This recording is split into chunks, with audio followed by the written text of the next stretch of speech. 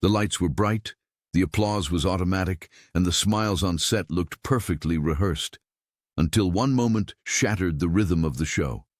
In the middle of what should have been another playful round, a single insult cut through the air like a blade, heavy with hate and ignorance.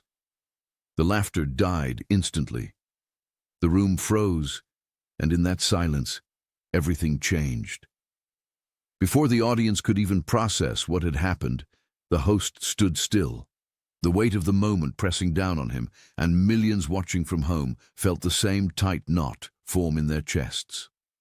If you believe in kindness, accountability, and second chances, take a moment right now to like this video, share it with someone who needs hope, leave a comment, and subscribe to the channel, because stories like this remind us why humanity still matters. The insult was not loud, but it was deep. It wasn't just words thrown carelessly. It carried generations of pain, the kind that doesn't disappear when the cameras turn off. The contestant who received it felt the sting immediately, her shoulders curling inward as if the room itself had grown heavier. The audience shifted uncomfortably, some gasping, others stunned into silence. On a stage built for entertainment, something painfully real had surfaced. For the host, a man who had spent decades using humor to bring people together, this was not just a disruption of a show, it was a test of character in front of the world. He didn't rush to smooth it over, he didn't laugh it off. Instead, he paused, allowing the silence to do what noise never could. In that pause was reflection, restraint, and a deep understanding of what was at stake. He had grown up knowing exactly what words like that could do to a person's spirit. He had seen how moments like these were often dismissed, minimized, or edited out. But this time, there was no cutting away. The cameras stayed on. The truth stayed visible. The woman at the center of it all struggled to hold herself together. Her eyes filled not just from embarrassment, but from the familiar ache of being reduced to something less than human. She had come to play a game, to laugh, to make her family proud. Instead, she was suddenly carrying the emotional weight of an entire room. Her hands trembled as she tried to breathe through it, and for a moment it felt like the world was asking her to just endure it quietly, the way so many had been taught to do. But the host made a different choice. He acknowledged the pain without sensationalizing it. He didn't center himself as the hero, nor did he turn the moment into a spectacle.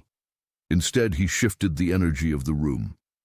His presence alone reminded everyone that respect was not optional and that silence in the face of harm only allows it to grow. The audience began to clap, not out of habit, but out of solidarity. What had started as shock slowly transformed into collective support. Behind the scenes, producers held their breath. This wasn't in the script. This wasn't safe television. But it was necessary. The show had always been about families, about connection, about finding joy in shared experiences. Letting the moment pass without addressing it would have betrayed everything it stood for. The decision to stop the game wasn't about punishment, it was about dignity. As the minutes passed, something remarkable happened. The woman lifted her head. The tears didn't vanish, but they no longer defined her. She was seen. She was protected. And in that visibility, a quiet strength returned. The audience, once just spectators, became witnesses to something far more powerful than entertainment. Accountability paired with compassion. The ripple effect reached far beyond the studio. Viewers at home, many of whom had experienced similar moments in their own lives, felt a surge of validation. Some remembered times they wished someone had spoken up for them.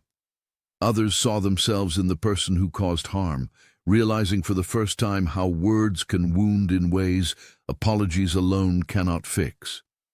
Social media lit up, not with outrage alone, but with conversations about empathy, growth, and responsibility.